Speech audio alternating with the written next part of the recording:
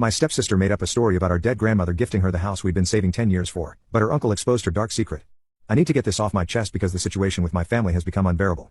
My wife Sarah, 29F, and I, 30M, have been saving money for the past 10 years to buy my grandmother's old house.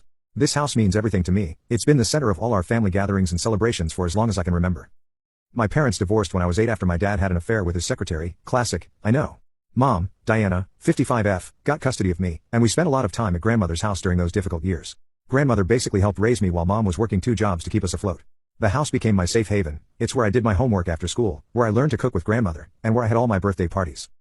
My grandmother lived in this beautiful Victorian-style house that's been in our family since my great-grandfather built it in 1923. It's not a mansion, but it has character, original hardwood floors, a wraparound porch where grandmother would tell me stories about our family history, and this amazing kitchen with the original tile work that you just can't find anymore. I always told grandmother I wanted to buy it someday, and she would smile and say she'd love nothing more than to see me raise my own family there. When I was 15, mom married Tom, 58M, who had a daughter, Becca, 28F, from his previous marriage. The transition wasn't easy. Becca had a hard time adjusting to our family and would often act out. She was constantly competing with me for attention and would try to copy everything I did. If I joined the school band, she had to join too. If I started taking art classes at the community center, suddenly she was an artist. It was exhausting, but I tried to be understanding because I knew she was dealing with her own family trauma. I met Sarah in college 12 years ago. We had the same major, architecture, and I fell in love with her passion for preserving historical buildings. When I first took her to grandmother's house, she was amazed by all the original features and immediately understood why I loved it so much. We started dating seriously, and I told her about my dream of buying the house someday. Not only did she support the idea, but she also started researching grants for historical home preservation and ways we could restore some of the features that had deteriorated over time.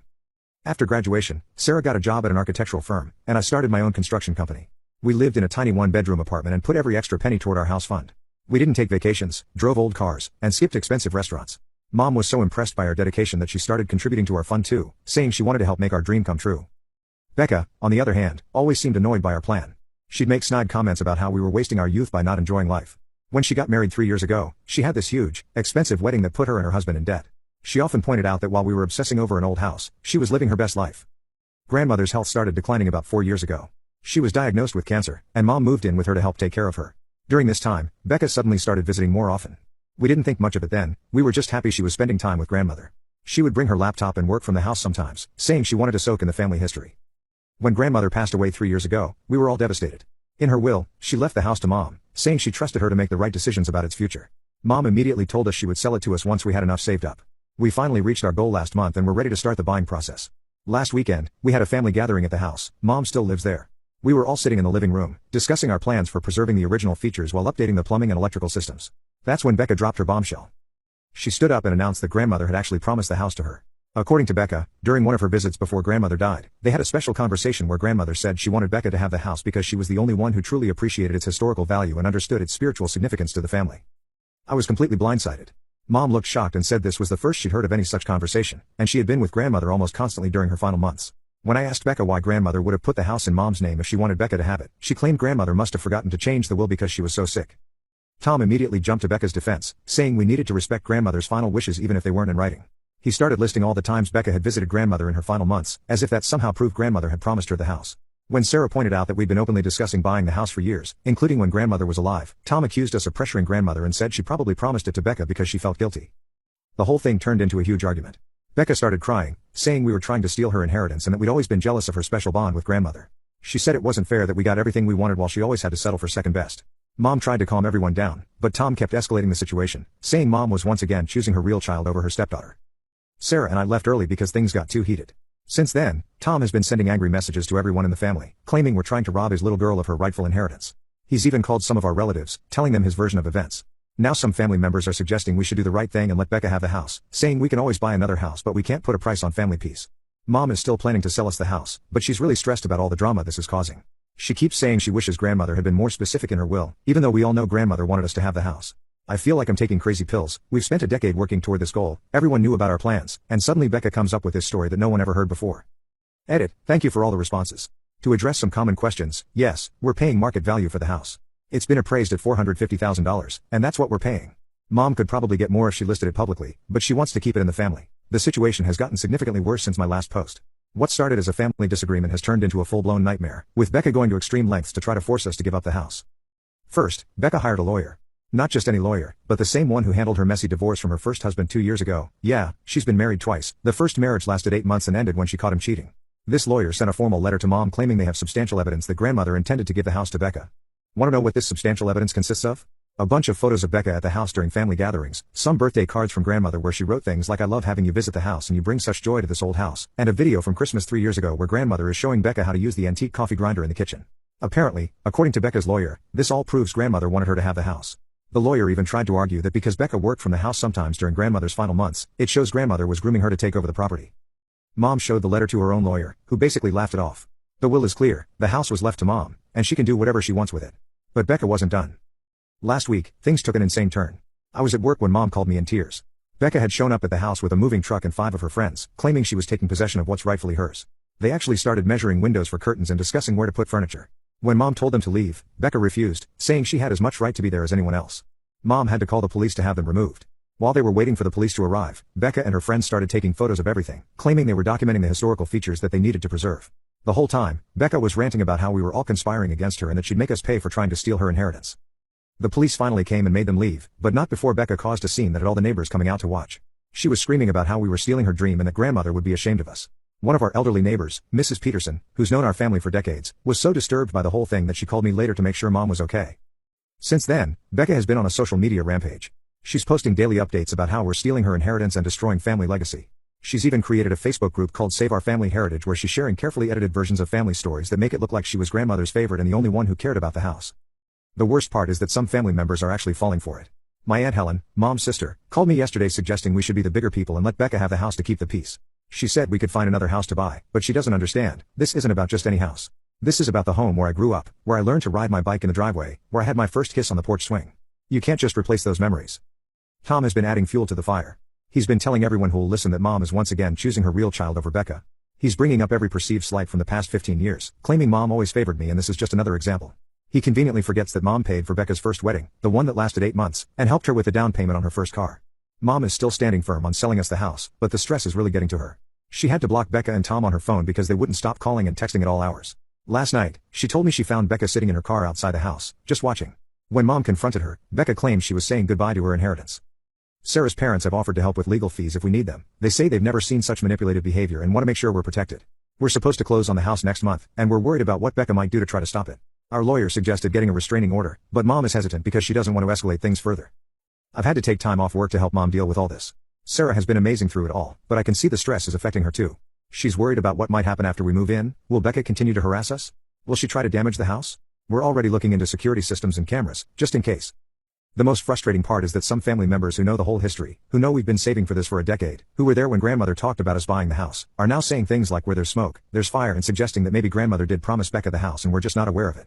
It's like they've forgotten the last 10 years of our lives. I don't know what Becca's going to try next, but I know we're not giving up. This house means everything to us, and we've worked too hard to let her manipulative behavior take it away from us.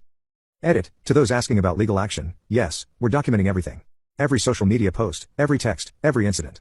Our lawyer says Becca doesn't have a legal leg to stand on, but it's good to have evidence in case we need a restraining order. Update 2. I almost can't believe what I'm about to write. Everything we thought we knew about this situation has been turned upside down, thanks to an unexpected visit from Uncle Jack, 75M, grandmother's brother. Some context about Uncle Jack: he moved to Florida 5 years ago after retiring and hasn't been very involved in family matters since then. He and grandmother were extremely close, but after his wife died, he needed a change of scenery and decided to retire in Florida. He's always been the family truth teller, the one person who never got involved in drama unless he felt he needed to set the record straight. Last week, Uncle Jack showed up at Mom's house unannounced. He said he'd seen Becca's social media posts about the house situation and felt he needed to come back to reveal something important. What he told us left us all speechless. According to Uncle Jack, a few months before grandmother died, Becca started visiting more frequently. At first, everyone thought she was just being supportive during grandmother's illness. But one day, when Uncle Jack was visiting, he came up every few months to check on his sister. He overheard something disturbing. Becca was in grandmother's room, trying to convince her to sign over the house to her. She told grandmother that I had given up on buying the house and was planning to move to California with Sarah. She claimed she had overheard us discussing it at a family dinner. She even showed grandmother some fake text messages she had created to make it look like I had told her about these plans. Grandmother was confused because she had just talked to me about the house the week before, and I had shown her the latest statement from our house savings account. When she confronted Becca about the lie, Becca broke down.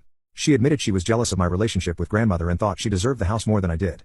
She said she felt like she was always an outsider in the family and wanted something that would make her truly belong. Jack showed us text messages from that time period where grandmother expressed her concerns about Becca's behavior. But the most damning evidence was a letter grandmother had written to Becca but never sent. Uncle Jack found it in grandmother's desk after she passed and kept it, saying he had a feeling it might be needed someday. The letter was heartbreaking. In it, grandmother expressed her deep disappointment in Becca's attempt to manipulate her.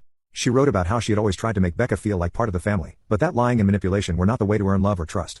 She explained that the house was going to Mom because she trusted Mom to honor her wishes about its future, including her plan for Sarah and me to buy it. When we confronted Becca with this information, she completely broke down. Through tears, she admitted she had made up the story about grandmother promising her the house. But her explanation made everything even worse. She said she thought if she could convince enough family members that grandmother had promised her the house, we would feel pressure to give it to her. She said she felt like she deserved it more because she was the only one who appreciated its historical value, basically admitting she had been planning this manipulation for years. Mom was furious. Finding out that Becca had tried to manipulate grandmother when she was sick and vulnerable was the last straw for her. She immediately called her lawyer to speed up our purchase of the house. We closed on it yesterday, and it's officially ours now. Tom tried to defend Becca, saying she was just desperate to feel like she truly belonged in the family. But Mom shut him down hard. She reminded him of all the ways she had tried to make Becca feel included over the years, helping with her college tuition, paying for her first wedding, always including her in family vacations. She told Tom that by supporting Becca's lies and manipulation, he had destroyed any chance of maintaining a relationship with her. Uncle Jack is staying in town for a few more days to help us deal with the fallout. He's been amazing through all this, providing a voice of reason and authority that even Becca's supporters can't argue with. Some family members who had been supporting Becca are now apologizing to us, saying they had no idea how far her manipulation had gone. We're moving into the house next week. Mom's lawyer is drafting a cease and desist letter to send to Becca and Tom, warning them to stay away from the property. Sarah's already making plans for restoration work, saying we need to focus on the future and not let this dark episode taint our memories of the house. I keep rereading grandmother's letter. Knowing that she saw through Becca's manipulation and still wanted us to have the house means everything. In a way, this whole horrible situation has just confirmed that we're doing exactly what grandmother wanted. Edit, thanks for all the supportive comments. To those asking, yes, we're installing a comprehensive security system before we move in. Update 3. I thought I should give one final update since a lot has happened in the past 6 months. We've been living in the house for 5 months now, and despite all the drama that surrounded our purchase, it truly feels like home. We've managed to restore a lot of the original features while making necessary updates to make the house more livable. About 3 weeks ago, Becca sent a long email attempting to apologize. She said she's been in therapy for the past 4 months and has realized how manipulative and destructive her behavior was. According to her email, she's been diagnosed with some underlying mental health issues that contributed to her actions. She wrote about how she always felt like an outsider in the family and saw the house as a way to finally belong. The timing of her apology is interesting, though. We later found out through mutual friends that she and her husband are having financial troubles. They're selling their current house because they can't afford the mortgage payments anymore. Some family members think her apology might be another manipulation tactic, perhaps hoping we'd offer to help them financially or even let them rent the guest house. Not that we would, but it makes her timing suspicious. Tom tried to make amends too. He sent Mom a letter admitting that he knew Becca was lying about grandmother's supposed promise from the beginning. He said he supported her anyway because he thought she deserved a break in life after always feeling like an outsider in the family. He claimed he never thought it would go as far as it did, and he was just trying to be a supportive father. Mom read his letter once and threw it in the trash. She said supporting Becca's lies and watching her harass us was unforgivable, especially knowing how close she and grandmother were. The family is still divided, but not in the way it was before. Most people now acknowledge that Becca was wrong, but there's disagreement about whether we should forgive and move forward. Aunt Helen keeps pushing for reconciliation, saying life is too short to hold grudges. But she wasn't the one who had to deal with police removing her stepsister from her property, or spend thousands on legal fees, or watch her mother being harassed and stressed to the point of health issues. We've heard through family that Becca and her husband bought a smaller house in Arizona and are moving there next month. Some relatives say we should see this as an opportunity for a fresh start, that with physical distance, maybe relationships can be repaired. But Sarah and I have decided to maintain our distance. Some acts of betrayal just can't be undone, and trying to manipulate a dying woman is definitely one of them. The house is everything we dreamed it would be. We've restored the original hardwood floors, fixed up the wraparound porch where grandmother used to tell me stories, and modernized the kitchen while keeping all the vintage tile work. Every room holds memories, and we're making new ones every day. Last weekend, we hosted our first family dinner, just the people who stood by us through everything. It felt right, like we were honoring grandmother's memory the way she would have wanted. Sometimes I miss the way things used to be with the family, but then I remember how Becca tried to manipulate grandmother on her deathbed, how she tried to steal our dream, and how Tom supported her lies. That's when I know we made the right choice in cutting them out of our lives. Not everyone deserves forgiveness just because they ask for it, and some relationships are healthier when they're over. Mom's doing much better now that all the stress is behind her. She comes over for dinner twice a week and says seeing us in the house, taking care of it the way grandmother wanted, brings her peace. And really, that's what matters most. Edit, thanks for all the support throughout this journey. To those asking, no, we haven't given Becca our new contact information, and we don't plan to.